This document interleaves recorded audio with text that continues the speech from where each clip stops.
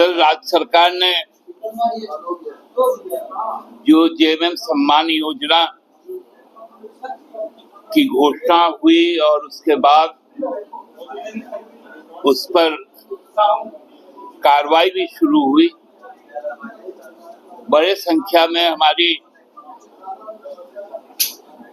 माताओं ने, बहनों ने, जिनकी उम्र 25 साल से ऊपर है, उन्होंने जिस उत्साह के साथ राज्य सरकार की इस महत्वाकांक्षी योजना का स्वागत किया और राज्य सरकार ने जिस तत्परता के साथ घोषणा के बाद इसे क्रियान्वित किया, वो हमको लगता है कि राज्य सरकार का ये एक बहुत बड़ा बेंचमार्क है। हम लोगों ने यह सोचा भी नहीं था कि ये आकांक्षित योजना लोगों के बीच में इतना पूरे ऊर्जा के साथ इसका स्वागत इस प्रकार से हो। शुरू में एक दिन चूंकि एक साथ कई हिट्स हो रहे थे सर्वर पर,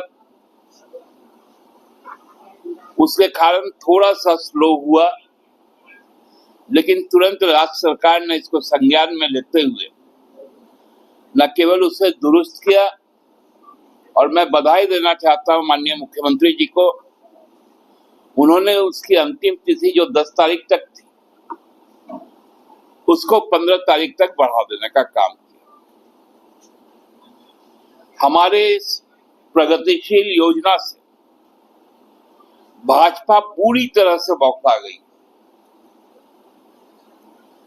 गलतफहमी और भ्रम की स्थिति पैदा करने का उनका जो एक पुराना कार्य योजना रहा है, उसी को दोहराने का काम किया। अनर्गल कई बातें उड़ाई। हम तो कल शुरू कर रहे थे, सुन रहे थे, हमारे जो राजनीतिक प्रतिद्वंदी है भारतीय जनता पार्टी, उनके जो प्रदेश अध्यक्ष, उन्होंने कहा कि ये योजना जो लाया गया है, इससे जनता कमाई करेगी, ये राज्य सरकार कमाई करेगी। 12,000 रुपए, लगभग 50 लाख माताओं को, बहनों को हर साल पहुंचाने का काम राज्य सरकार यदि कर रही है, तो ये तो उसके खाते से ही खर्च हो रहा है, क्योंकि अब बौखलाहट इतनी है। पहला शुरू किया था इन्होंने डेमोग्राफी पर। जब डेमोग्राफी का उनका पिटारा की सच्चाई सामने आ गई कि वो राज्य की चिंता नहीं कर रहे थे, वो धार्मिक भावना से खेल रहे थे, तो उनका वो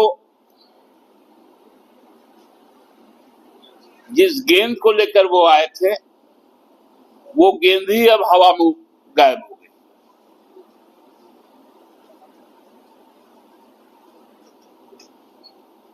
अब भारतीय जनता पार्टी न मुद्दे तय कर पा रही है, न भारतीय जनता पार्टी अपने किए गए पापों का हिसाब दे पा रही है। इसलिए राज्य सरकार के जो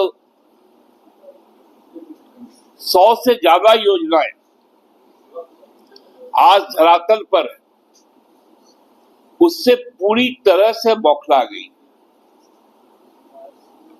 विशेषकर महिलाओं के लिए जो सावित्रीबाई फुले किशोरी समृद्धि योजना हो, चाहे वो फूलो झानो आशीर्वाद योजना हो, जिसमें बहनों को, माताओं को आर्थिक रूप से सबल बनाया, शैक्षणिक तौर पर सबल बनाया। जो बच्चियां आज विदेशों में जाकर पढ़ रही हैं और वहां पर नौकरी भी करने लग गई है पढ़ाई के बाद। जो आधी आबादी जो सशक्त हुई है यहाँ पर, जिसका हर स्तर पर सम्मान हुआ, हर स्तर पर उनको समृद्ध किया गया। बोलिए कि अपने नेता से 2014 के बारे में पूछे कि जो 2 करोड़ नौकरियां मिलने वाली थी, तो 20 करोड़ नौकरियां तो हो जानी थी, लेकिन जो CMI का जो डेटा है उसमें तो कहा गया कि कोरोना के बाद से अब तक 15 करोड़ लोगों की नौकरी चली गई, और वो भी सरकारी संस्था है। तो भाई वो बड़े आदमी है, प्रधानमंत्री, जिससे उनकी बातचीत हो सकती है, उनको इस विषय में उनसे पूछना चाहिए। कई गांव में जो महिला चाइल्ड को लेकर, ट्रैफिकिंग को लेकर काम करते हैं, वो लोग राशि बढ़ाने की मांग कर रहे हैं। कई मुखिया भी करेंगे, अगर राशि बढ़ के मिले तो इसका बेनिफिट होगा ट्रैफिकिंग में। नहीं, देखिए, अब ये शुरू है, राज्य का क्या स्थिति है, आर्थिक स्थिति आप लोगों को भी मालूम। हम तो कह रहे हैं कि 1,36,000 करोड़ रुपए हमारा जो बकाया है हमें दे दो, और सब बताए किसको किसको क्या क्या चाहिए। एक तो GST का पैसा रोक के रख लेते आप लोग। अभी सुप्रीम कोर्ट का जो फैसला आया, जिसमें अब हमको अधिकार मिला है, जो अधिकार पहले था उसको जो भारतीय जनता पार्टी की जो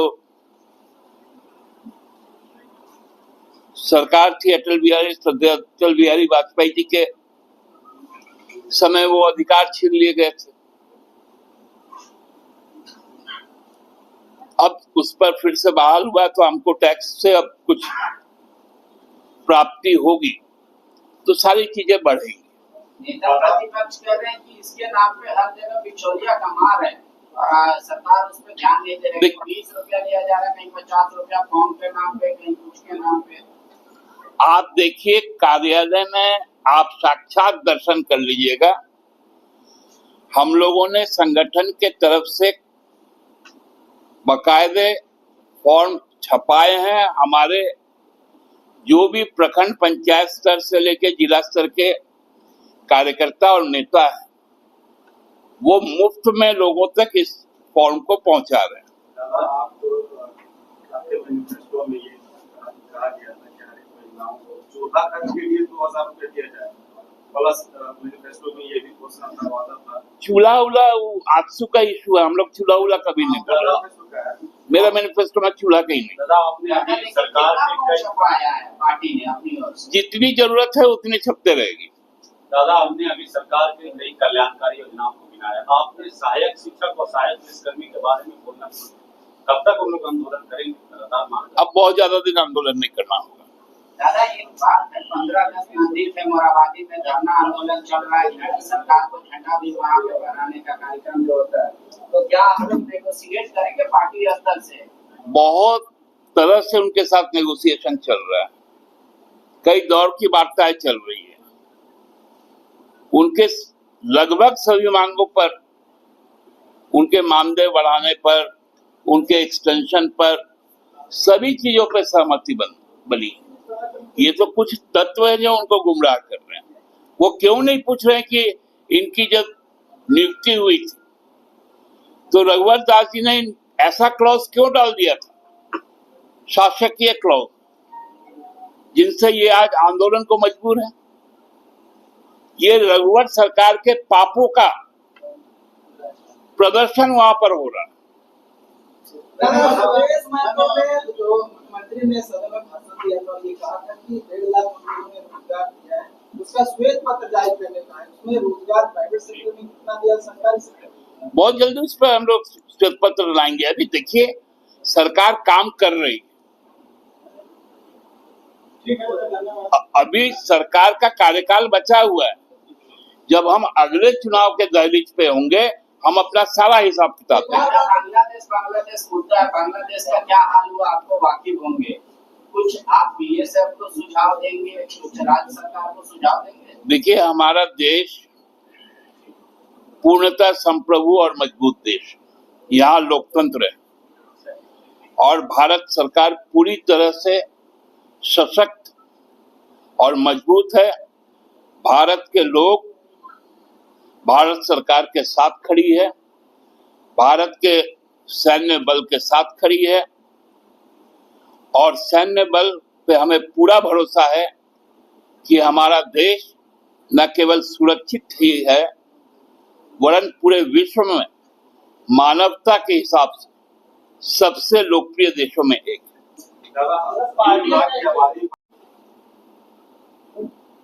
ये भारतीय जनता पार्टी के लिए एक बहुत बड़ा सेटबैक ही नहीं है, क्योंकि उनके दिमाग में जो उन्होंने महिला आरक्षण पे जो संसद में एक कानून इंट्रोड्यूस किया, अब उसका कहीं कोई जिक्र नहीं होता। लेकिन हम जो कहते थे, कहते हैं और कहेंगे, उनको हम पूरा भी करते हैं। रोजगार के क्षेत्र में भी युवाओं को